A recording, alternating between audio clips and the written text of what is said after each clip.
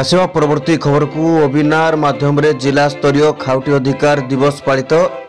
जगतसिंहपुर जिलापाल कार्यालय रो जातीय सूचना और प्रजुक्ति भिसी रूम ठारे वेबिनार माध्यम रे जिला स्तरीय खाउटी अधिकार दिवस पालित हो जाइछि।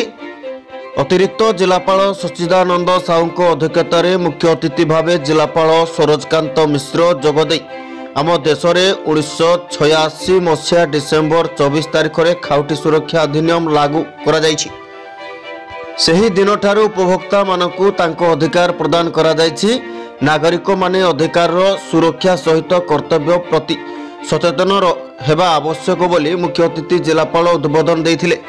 मुख्य वक्ता भावे वरिष्ठ आईनजीवी रंजित कुमार महांती, सम्मानित अतिथि भावे मापो ओजन सहायक नेत्रक हरिशंकर पट्टनायक, सहकारी जोगाण अधिकारी सलाउद्दीन खां, प्रफुल्ल बेहरा, डीआईपी आरओ कामिनी रंजन पट्टनायक प्रमुख जोग देथिले। जिला स्तरीय खाउटी अधिकार दिवस रे सरपंच समिति सभ्य पंचायत समिति सभ्य